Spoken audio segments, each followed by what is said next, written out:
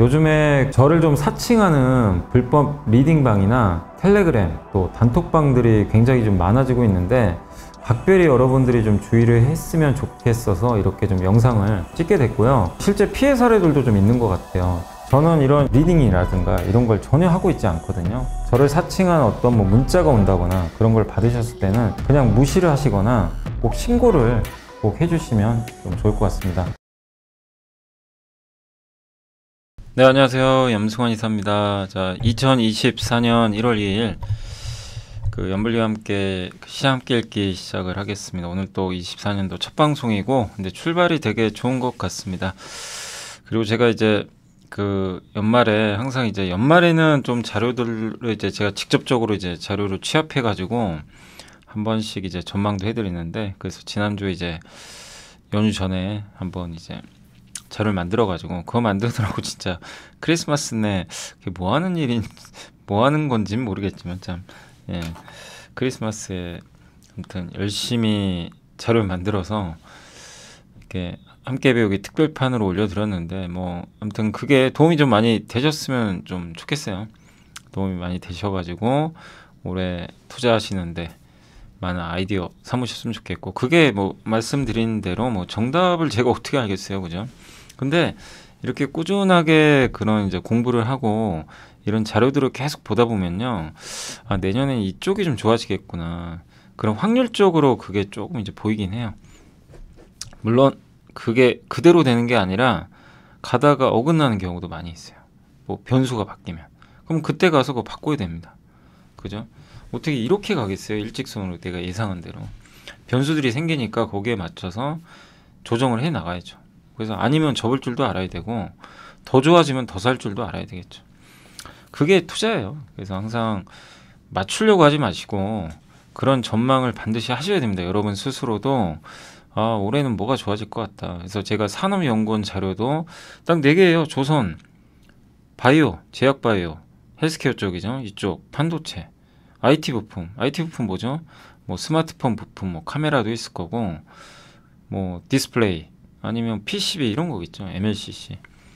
이거를 산업연구원에서 좋게 봤고, 근데 대부분 공통적으로 다 좋게 보는 거예요.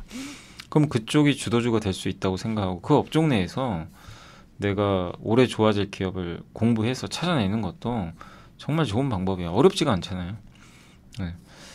그래서 그런 이제 전망 기관들의 자료들도 잘 취합해서 보시면 분명히 도움이 될 것 같고, 그렇지만 이제 여러분들이 하시기 힘드니까 제가 한번 시간 내가지고 다 따로 자료를 만들어서 알려드린 거니까 아무튼 참고하시면 좋겠고, 근데 오늘 또 시장 움직인 거 보니까 지금 첫날부터 움직이는 기업들이 딱 보이시죠? 네. 그래서 어느 정도 시장이 좀 올해 어떤 방향을 보고 있는지는 조금 오늘 약간 예고편으로 좀 나오지 않았나 하는 좀 생각은 하고 있습니다. 자, 아무튼 이제 오늘 첫날인데 저도 이제 이 며칠 쉬다 보니까 너무 이게 피곤해요. 집중이 잘 안 됩니다. 이렇게 목소리도 잘 안 나오고, 아마 내일이면 좀 더 좋아질 것 같은데, 아무튼 정리는 좀 해봤고 좀 빠르게 한번 진행을 또 해보도록 할게요. 그래서 오늘 일단 이제 반도체 DRAM 재고 일수는 줄고 있대요. 그래서 하이닉스나 삼성전자 다 반도체 재고 줄고 있고, 정상 재고 6주에 근접하는데 하이닉스는 8주까지 떨어졌어요. 그렇게 보시면 되겠고, 바이오 이제 수요자라고 하죠, 보통. 그래서 바이오 이제 수요자라고도 보통 하는데, 이제 PC OEM 관련해가지고 2024년도에 온 디바이스 AI PC 수요에 대한 기대감은 있지만 전망은 조금 그렇게 좋지는 않은 것 같습니다. PC 쪽.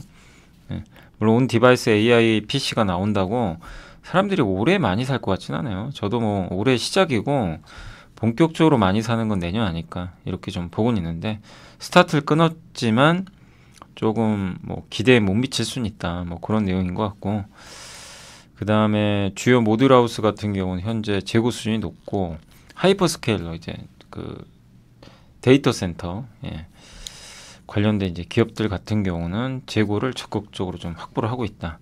특히 중국 업체들이. 스마트폰은 확실히 좀 좋아하는 지고 있는 것 같아요. 스마트폰 자체는. 그래서 작년 4분기 이제 디램 공급 업체들의 재고와 중국 업체들의 수요로 인해서 시장은 이제 정상화되고 있는데, 문제는 스마트폰 업체들이 이제 재고를 쌓고 있거든요, 조금씩. 그건 좋은데 실제 저기 고객들이 스마트폰을 사야 돼요. 많이 살 수 있겠느냐? 이거에 대해서는 좀 의문보호도 아직은 좀 남아 있는 것 같습니다.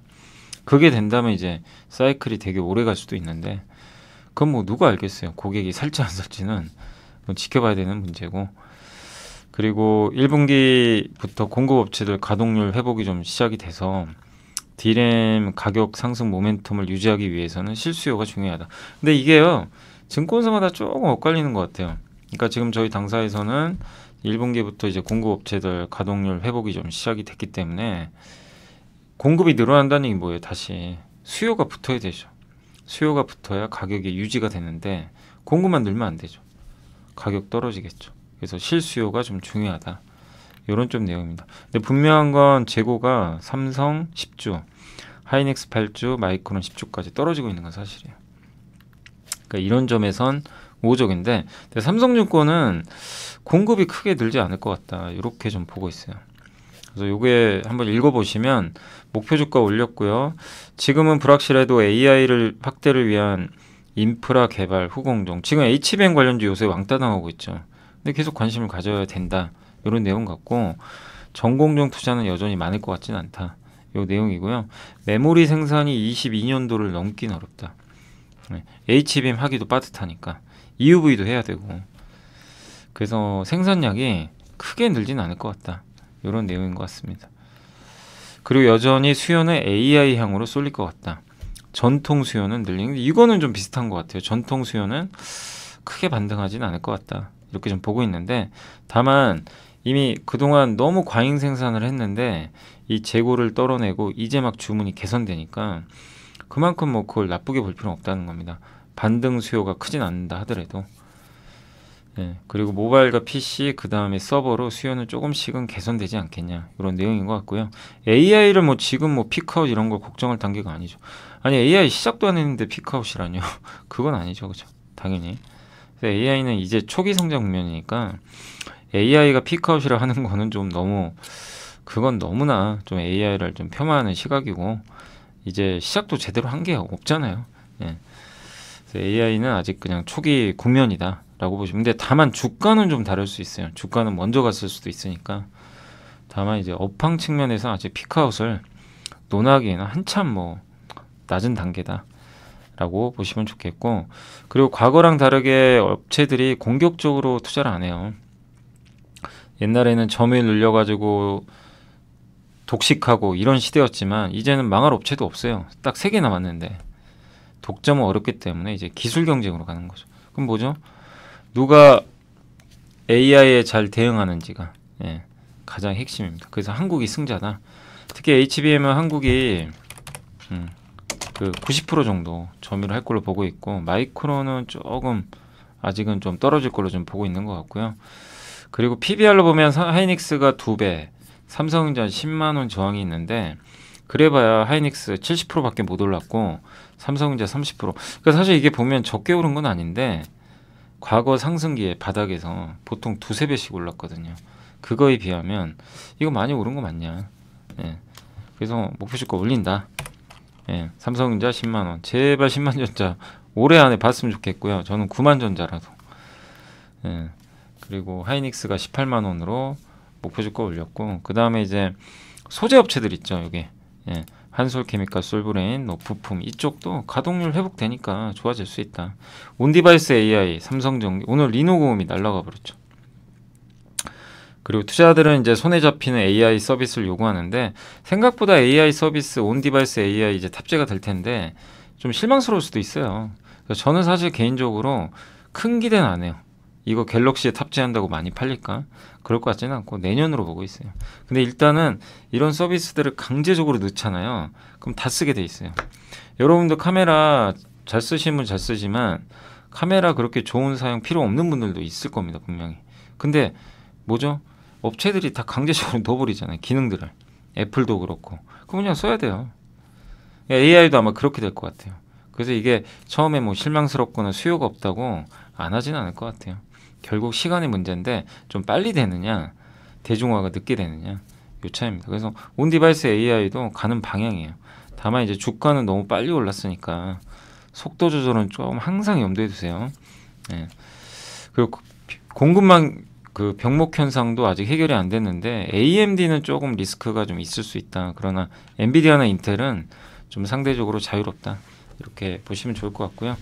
그리고 올랐어도 소부장은 물론 이제 싸진 않지만 이제 D램도 1C, 1B 아니 1A, 1B, 1C 이렇게 미세 공정으로 가거든요. 그래서 전환 투자를 해야 되니까 그런 쪽에서 전환 투자가 늘어나는 거는 소부장한테는 긍정적인 거죠.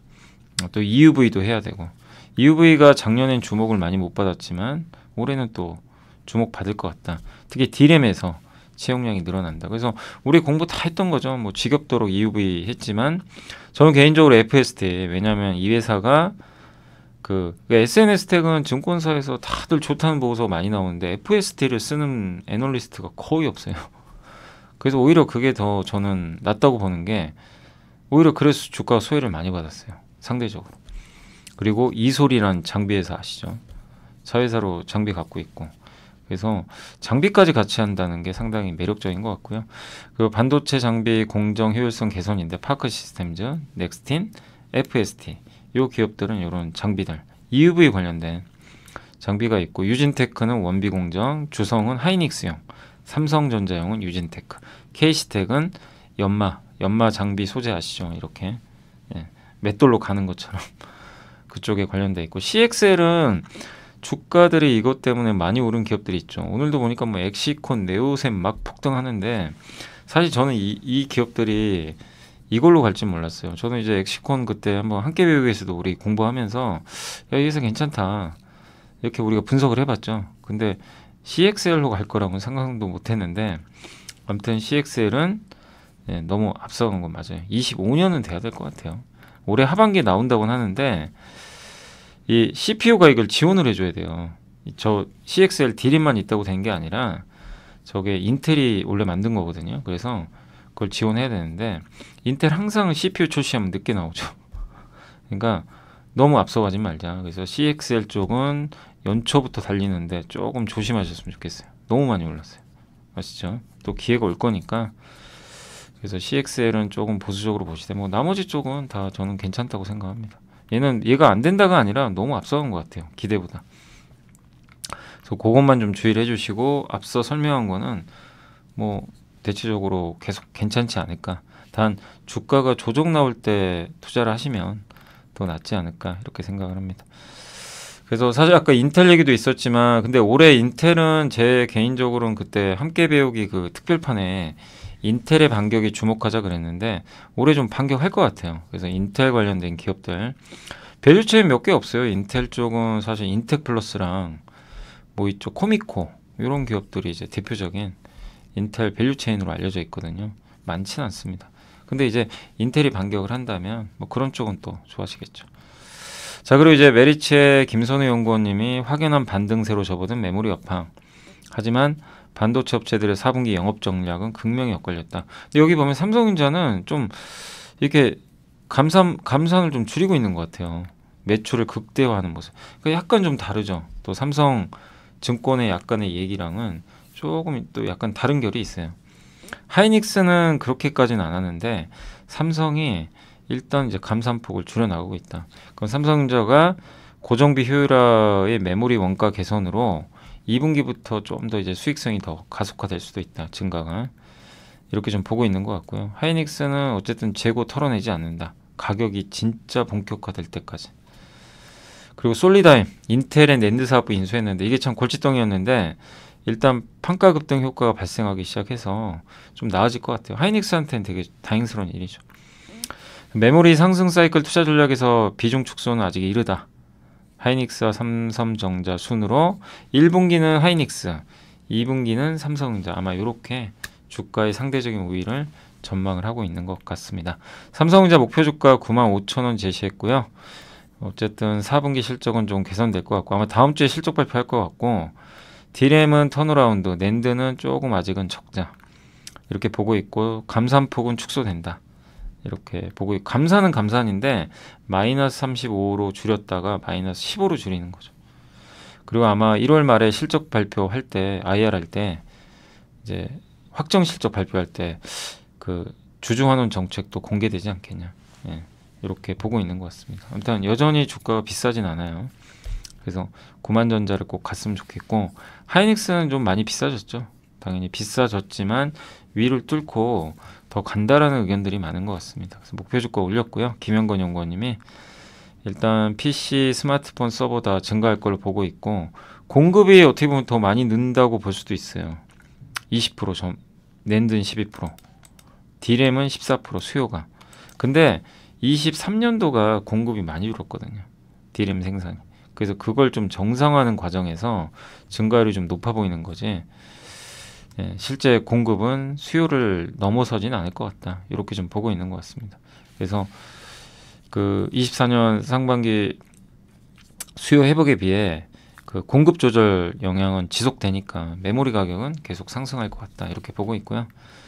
그리고 올해 그러니까 23년도는 여전히 적자지만 24년에는 무려 10조 원의 이익을 낼 걸로 전망을 했습니다.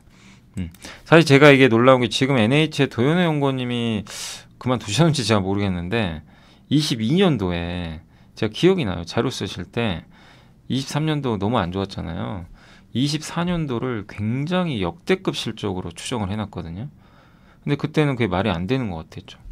이게 말이 되냐. 이 적자를 보는데 24년에 막 10조 이상 돈 벌고 삼성전자도 막대한 이익을 내고 그게 말이 되냐 했는데 지금 보면 딱 맞고 있어요. 24년도 전망은 굉장히 다달쳤죠. 네. 그러니까 그런 전망도 참 대단했던 것 같아요. 근데 요새 안 보이셔서 어디 가셨는지 모르겠습니다. 자, 그리고 어쨌든 이제 24년도는 괜찮을 것 같고 밴드 상단 돌파할 것 같다. 네, 최악의 매크로 환경에도 저점이 올라갔어요. 과거랑 다르다는 거죠. 왜냐? AI가 붙어서 그래요. AI에서 1등하고 있잖아요. 그래서 과거 밴드보다는 높아질 수 있다. 이렇게 보고 있는 것 같습니다. 다만 주가가 많이 오른 거는 부담은 맞습니다. 그래서 저는 하이닉스를 지금 투자하는 거는 좀 늦었다. 예, 재작년인가 작년에 선진장님이 막 삭발 투혼한 거 삭발하겠다 막 그랬잖아요. 기억나세요? 하이닉스 그때 제가 한번 소개해드렸죠. 저도 뭐 선진장님도 그런 얘기를 하셨고 75,000원인가 막 그랬던 것 같아요. 재작년이었던 것 같아요, 그죠? 거기 와이스트리 나가셔가지고 그때 하이닉스 75,000원 할 때 기억하실 거예요. 예, 굉장히 좀 세게 얘기를 해주셨는데 예, 진짜 주가 2배 올라버렸죠. 그래서 뭐 아쉽다는 표현은 좀 그런데 삭발은 없었던 일로 됐지만 어쨌든 정말 1년 만에 어마어마한 하이닉스의 변동이 있었던 것 같습니다. 자, LS는 이제 BNK 투자증권 김자훈 연구원이 목표 주가 127,000원으로 상향 조정했고 LS M&M을 100% 지분 갖고 오기로 하면서 기업 공개 약정을 했는데 이 당시 교환사채를 발행했어요. 그래서 사모펀드 같더라고요. 여기다가 돈을 받으면서 LS M&M 지분을 인수해야 되니까 100% 일본 업체한테 인수한 거예요. 그러면서 그 지분 인수에 따라서 돈을 받아야 되는 어느 정도 필요하니까 사모펀드로부터 돈을 받은 거죠. 그래서 교환사채를 제공을 해준 거예요. 교환사채는 LS M&M 주식을 주는 겁니다. 그래서 그 사모펀드가 1월부터 주식 교환이 가능해요. 그래서 만약에 그거를 행사를 하면 LS M&M 지분을 24.9%인가 아마 가져갈 수 있는 걸로 제가 공실 보니까 그 정도 되는 것 같더라고요. 그러면 LS가 지금 지분 100%인데 거의 이 지분율이 감소하겠죠. 예. 그러면 LS의 지분별 평가이익은 줄 수가 있습니다. 그 LS M&M이 제일 크거든요. 요거는 조금 부담이죠, 사실. 주가에는 그렇게 좋은 건 아니죠. 예. 왜냐면 지분율이 떨어지게 되니까. 그리고 자회사 뭐 상장 이슈도 좀 있는 것 같은데 당장 하는 건 아니고요. 먼 미래에 할 수도 있다 그런 내용인데 저는 개인적으로 상장 안 하는 게 맞다고 생각하고요. 지금 추세가 지주회사가 자회사를 상장하는 것보다는 합병시켜가지고 아예 비상장으로 가는 거. 이게 전 맞다고 봐요. 지금 트렌드에 이게 맞지. 자꾸 또 상장하고 상장하면 지주사 가치 또 떨어지고 역행하는 거죠. 예. 그 LS그룹이 또 그렇게 하면 물론 그 LS그룹의 권한이에요. 권한이지만 지금 주주 환원 이런 얘기들 많이 나오는 상황에서 오늘 또 대통령도 그렇게 저도 강조했던 상법 개정 얘기를 드디어 꺼내셨어요. 예. 그러니까 저는 그걸 보고 깜짝 놀랐어요. 대통령이 증권거래소에 신년회 간 건 처음 봤습니다. 단 한 번도. 그러니까 사실 이 정치권에서 주식시장 관심 없잖아요. 예. 뭐 여러분도 많이 느끼고 계실 거예요. 예전에 진짜 관심 없었어요. 대부분 정책이 다 부동산이었어요. 예. 그 대부분의 정책들이 다 부동산에 집중돼 있고 주식은 항상 뭐 소외받고 있었죠. 근데 이제 지난번부터 이제 워낙 이제 주식 투자하는 인구가 늘다 보니까 1,400만이잖아요. 그러니까 사실 이것도 표도 무시 못하는 거죠. 근데 대통령이 직접 이걸 언급했다는 건 뭐 이유를 떠나서 정치적 얘기를 하는 게 아니라 어쨌든 주식 투자자들한테 엄청난 호재예요. 상법 개정. 제가 오죽하면 상법을 다 외우고 있겠어요. 382조 3항. 예. 이사는 회사를 위해서 충실히 그 의무를 다해야 된다. 이게 아니고 이사는 회사와 주주를 위해서 주주만 써주면 돼요. 그러면 기업들이 뒤통수 치는 일도 없고요. 우리나라 지수는 PBR이 급등할 수 있어요. 레벨업 됩니다. 거기다가 금융투자 종합소득과세 이것도 폐지하겠다. 이렇게. 그러면 이제 사실 지금 이대로 가면 내년부터는 여러분들이 그 5천만 원 이상 수익을 내시잖아요. 양도세 내셔야 될 수도 있어요. 그죠? 지금 2년 유예한 거 아시죠? 그러면 여러분이 올해 5천만 원 벌었어요. 내년에 5천에 2천만 원이면 5천만 원까지는 세금 안 내는데 이제 그 이상 되는 거. 만약 그러니까 내가 1억을 벌면 1억을 번다면 이제 5천은 공제되니까 5천만 원에 대한 세금은 내야 되거든요. 그럼 5천만 원에 대한 22% 세금은 1,000만 원을 세금을 내셔야 되는 거죠. 예. 그러니까 어쨌든 야 그런 분도 계시죠. 나 1억 벌어봤으면 좋겠다. 세금 내보고 싶게. 그것도 물론 벌어야 세금을 내는 거니까 그럴 수 있는데 어쨌든 세금 내는 건 당연히 리스크죠. 예. 복리 효과를 줄어들게 하니까. 근데 그거를 폐지하겠다라고 또 언급도 하셨고 상법 개정도 하겠다. 근데 여기서 한 가지만 더 해주시면 진짜 좋거든요. 배당 분리과세. 여러분들 배당 받잖아요. 그 이렇게 우리나라 주식 투자 하셔가지고 뭐 채권도 그렇고 이자. 근데 채권에 대한 이자, 은행 예금금리, 그 다음에 배당으로 받은 이 수익들 있죠. 이걸 다 합쳐서 2천만 원 넘으면 종합소득과세에 들어갑니다. 세율이 확 올라가죠. 근데 이거를 좀 분리과세 해주시면 진짜 이제 주식 우리나라 시장의 가치가 그냥 자동으로 올라가요. 근데 그렇게 하려는 뭔가 움직임이 나오는 것 같아서 그건 되게 좋은 것 같습니다. 근데 이런 분위기에서 자꾸 또 자회사 상장하고 이런 거는 결코 시장에서 환영받지 못해요. 그래서 이거는 잘 좀 LS 측에서도 좀 고민을 해봐야 될 것 같고 어쨌든 지금 한다는 건 아닙니다. 네, 아니고 다만 이제 몇 년 후에 하게 됐을 때는 또 어떤 주주들의 불만이 있을 수도 있거든요. 그건 좀 지켜봐야 될 것 같고 어쨌든 LS M&M에 대한 교환사채 만약에 이게 교환이 가능하면 약간 주가에는 부정적일 수 있다. 이렇게 좀 보고 있고요. 그리고 뭐 해저 케이블이나 초고압 전력선 수주 잔고 이런 것들 좋고 다 좋아요. 사실 뭐 올해 실적도 괜찮고 그래서 LS는 전체적인 흐름은 다 좋습니다. 올해 실적도 좋고 다만 요게 조금 아쉽다. 올해 지금 현재 PER 8.7배, PBR 0.6배로 주가도 쌉니다. 그래서 보유 관점 괜찮아요. 괜찮은데 신규 투자는 좀 빠질 때 하셨으면 좋겠고 왜냐하면 요 교환사채 약간의 불확실성이 있습니다. 그래서 요게 조금 실제 교환사채를 행사할지는 모르겠어요. 근데 그걸 좀 보시고 만약에 행사하면 주가가 좀 빠질 수 있는데 그때가 오히려 기회가 되지 않을까라고 생각을 하고 있습니다. W게임즈는 뭐 이제 카지노 게임 만드는 업체인데 워낙 저평가되어 있고요. 영업이익 컨센서스 이제 추정치 부합할 것 같고 PER이 4배인가 5배밖에 안 돼요. 예. 아무튼 돈 잘 벌어요. 근데 성장이 없다고 해가지고 주가 안 갔는데 성장성은 좀 많이 떨어지는 편이긴 하죠. 근데도 지난 몇 년간 주가가 바닥에서 벅벅기고 있어가지고 부담 없고 그래도 돈도 잘 벌어요. 꾸준하게. 그래서 게임주 내에서는 참 가치 투자하기 좋은 그런 기업으로 보고 있고 그 다음에 영국의 아이게이밍 실제 돈을 내고 온라인에서 카지노 하는 거죠. 실제 돈이에요. 그 회사를 인수했습니다. 영국에서. 그래서 이쪽 시장이 또 영국 중심으로 커지고 있으니까 아마 인수 효과가 나오지 않을까 이렇게 좀 보고 있는 것 같아요. 그럼에도 PER이 너무 낮기 때문에 현금도 4천억이 나갖고 있고 그래서 좀 관심을 갖자는 그런 내용인 것 같고요. 그다음 국내 1월 국내 증시 리스크 시그널인데 2년 만에 찾아온 경기 확장 국면이래요. 그래서 작년 하반기 들어 그 이제 국내 경기 사이클이 이제 강한 리스크 온으로, 그러니까 위험 자산 선호 현상으로 바뀌고 있대요. 그래서 근데 일단 그 올해 상반기는 이제 통화 정책이 바뀌죠. 예, 금리 인하로 들어가요. 미국이. 그래서 그런 모멘텀이 있는 가운데 여기에 경기까지 받쳐주면 우리나라 수출 팍팍 증가해요. 수출이 반도체가 20%나 증가했어요. 여기 중국만 받쳐주면 금상첨화죠.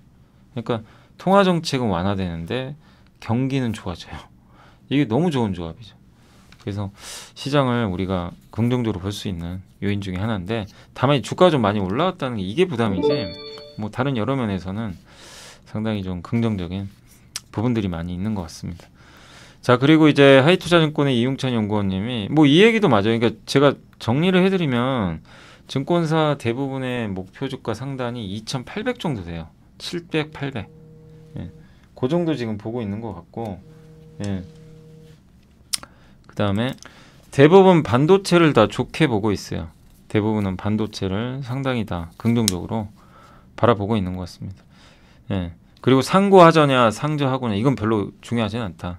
저도 사실 저는 이제 저 개인적인 생각은 상고 3저 3분기는 좀 안 좋을 것 같고요.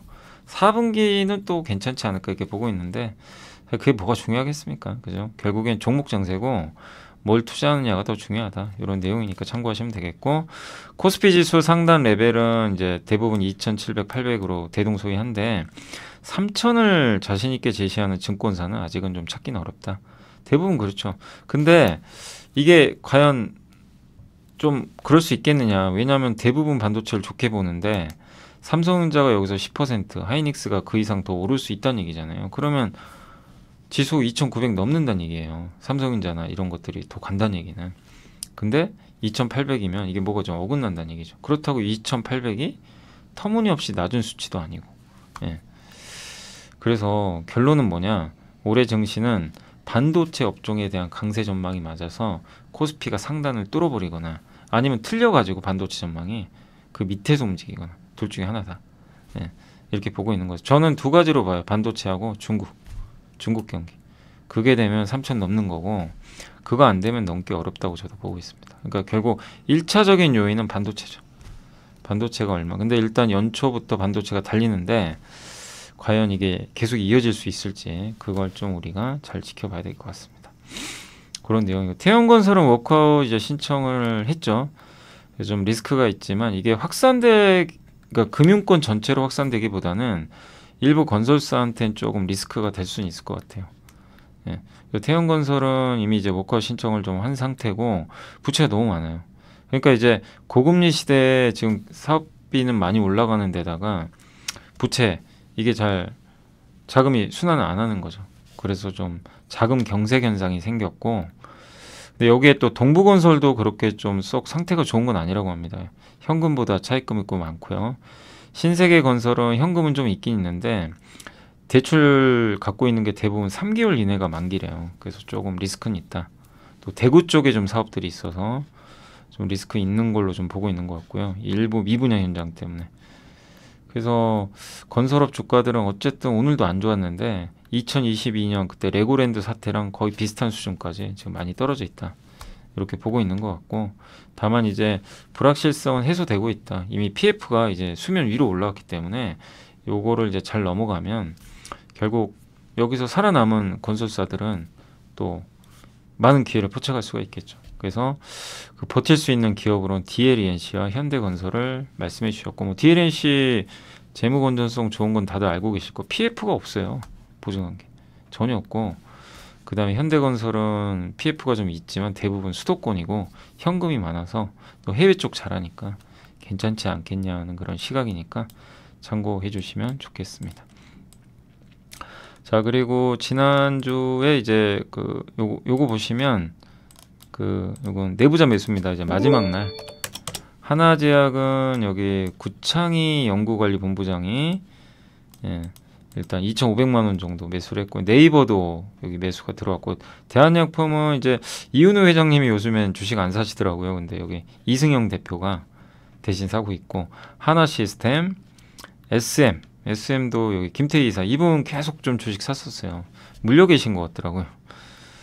아무튼 샀고 차조대림 이번에도 주진우 회장 꾸준히 사고 있고 영풍정밀의 최창규 회장님도 꾸준하게 매수를 하고 있으니까 참고하시고 그냥 공시로는 일단 윤성 FNC가 좀 2차 전지 장비 수주가 있었으니까 한번 참고해 주시면 또 좋을 것 같습니다. 자 그렇게 해서 일단 이제 한번 그 보고서하고 공시 한번 말씀드렸고요. 자 이제 방금 주식시장이 끝났네요. 그래서 오늘 종합주가지수 한번 말씀드리겠습니다. 오늘 2670을 돌파해서 전고점 뚫어서 신고가 경신했습니다. 국내 증시 드디어 52주 신고가. 근데 우리나라 지수는 아직도 여기에요. 이게 뭡니까? 갈 길이 멉니다. 근데 아무튼 우여곡절 끝에 참 힘들게 올라왔고요.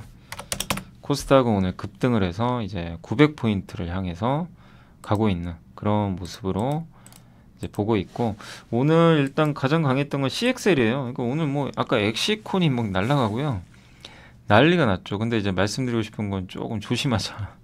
너무 좀 앞서가는 거 아닌가 그런 생각 들고 온디바이스 AI는 괜찮게 보고 있어요. 요거는 뭐 지금 당장 이제 현실화되는 모멘텀 중에 하나니까.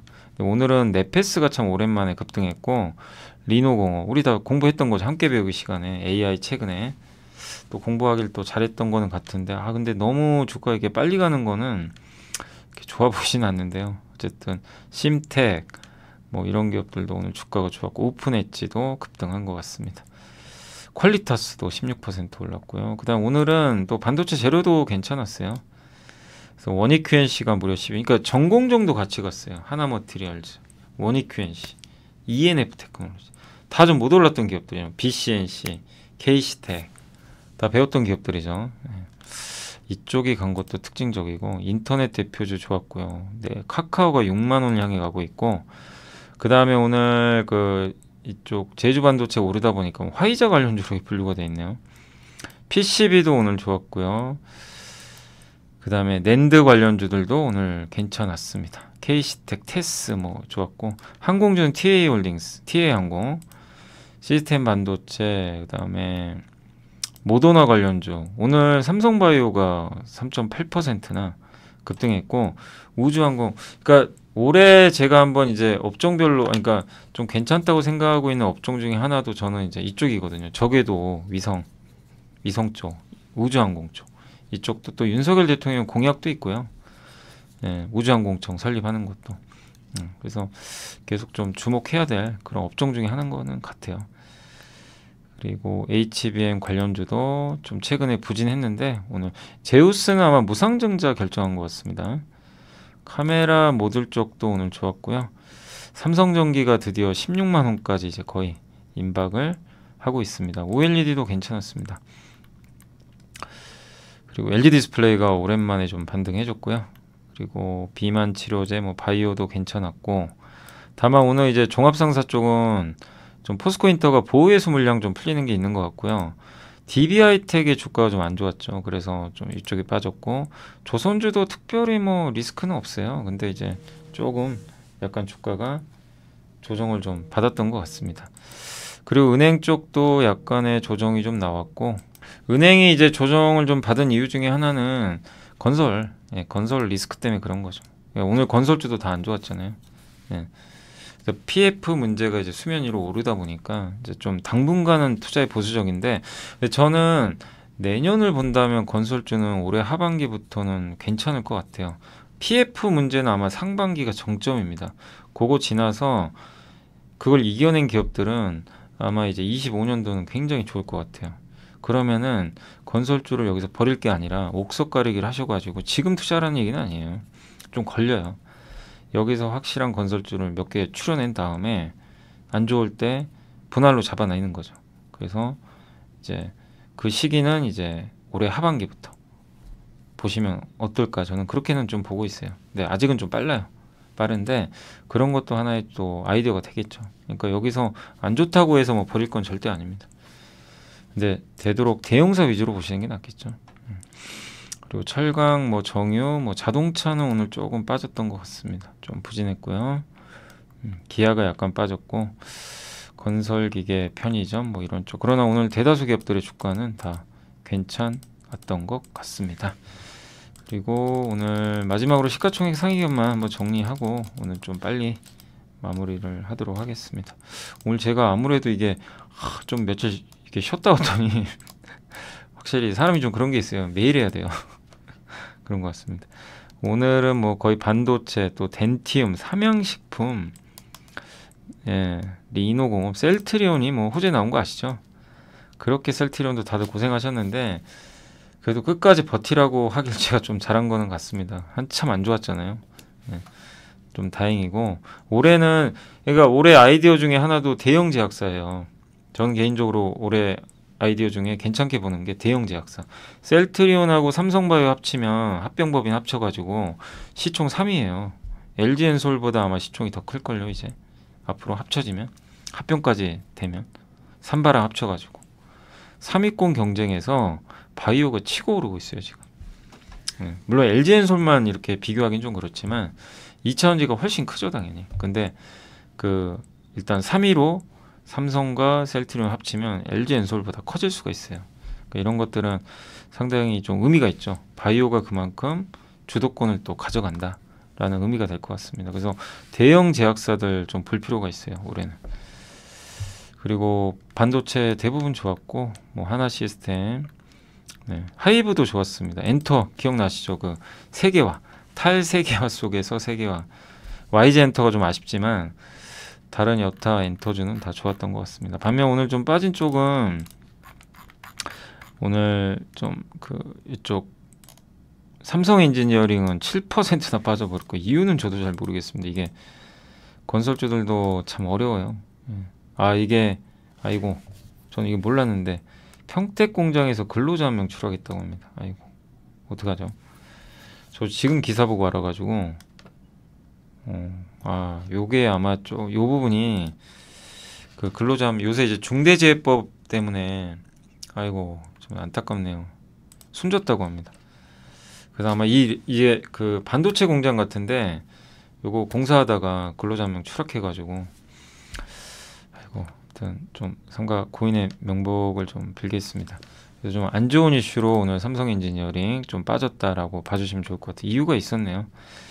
DB하이텍, 현대오토면 너무 올랐고 포스코 DX는 조심해야 됩니다. 그 지수 이전 이슈로 이제 이전했죠. 예.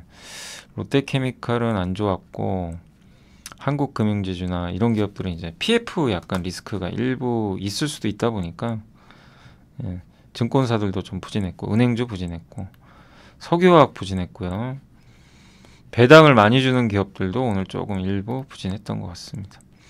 고려아연도 여전히 좀 부진한 상태고 기아도 좀 부진하고 주성엔지니어링은 오늘 좀 쉬어갔습니다. 건설주도 좀 쉬어갔고 에코프로 BM도 부진했어요. 근데 2차 전지가 이렇게 약한데도 지수가 급등했어요. 과거랑 다른 점은 2차 전지가 증시에 미친 영향력이 많이 줄고 있어요. 다른 기업들이 이렇게 받아주다 보니까 그런 부분들은 또 달라진 부분인 것 같습니다. 자, 아무튼 2024년 이제 첫 출발을 했는데 출발은 굉장히 좋았고요. 다만 이제 또 너무 쏠리는 기업들이 있으니까 그런 것들 조심하시고 아무튼 올해도 공부 열심히 하셔가지고 제가 노을 프라푸치노님의 제가 지난주에 마지막 날 노을 프라푸치노님 블로그 한번 요약해서 보여드렸잖아요. 그 정답이 되게 많이 있어요. 결국 성공한 분들은 공짜는 아니에요. 진짜 공부하세요. 공부해서 그 아이디어를 자기 걸로 만들어서 집중 투자한 거죠. 실패하더라도. 예. 근데 그거를 하기 위해서는 공부가 돼야 돼요. 집중적으로. 그러니까 뭔가를 포기해야 되는 건데 근데 현실적으로 직장인분들이 어렵습니다. 그래서 직장인분들 중에서는 선택을 하세요. 예. 내가 한번 승부를 걸겠다. 주식으로 공부해서 그러면 뭔가를 포기하셔야 되고 노는 거 다 버리셔야 되고 아니다 난 그렇게까지는 못하겠다. 그래도 은행 예금보단 투자는 하고 싶다. 그러면 간접 투자도 괜찮고 ETF 좋죠. 고배당주 위주로. 너무 공부 안 해도 되는 기업들이 있죠. 뭐 대표적으로 통신주나 은행주를 주가 급락할 때 사가지고 그냥 배당 받는 거예요. 그런 거. 주가 오르면 좀 팔아도 되고. 그런 방법도 있어요. 되게 선택지 많아요. 단 정말 큰 수익은 이제 굉장히 깊게 공부를 해야 된다는 거죠. 근데 그건 어느 거든 다 선택하기 나름입니다. 예, 적당히 공부하셔가지고 적당한 수익을 원하겠다. 뭐 그것도 좋은 방법입니다. 주식에 목숨 걸 필요 없어요. 예, 그렇게 할 필요 없고, 다만 진짜로 주식으로 큰 돈 벌고 싶으면 목숨 걸 정도로 열심히는 해야 되겠고, 그게 아니라면 적절하게 투자와 공부 병행하시면서 또 자기 할 일 하시면 돼요. 예, 그런 또 결정도 한번 잘 하셔가지고 고민도 해보시면 또 좋을 것 같습니다. 자, 2024년 1월 2일 오늘 방송은 여기서 마무리하도록 하겠고요. 내일은 이제 오전에 라이브 있으니까 라이브 시간에 좀 찾아뵙도록 하겠습니다. 그리고 오늘 사실 다 보고서를 소개는 못 해드렸어요. 내용이 또 많아가지고 못 해드린 거는 이제 순차적으로 또 그 전달해 드릴 테니까 그 방송들도 앞으로 참고해 주시면 감사하겠습니다. 자, 저는 이만 물러가겠습니다. 감사합니다.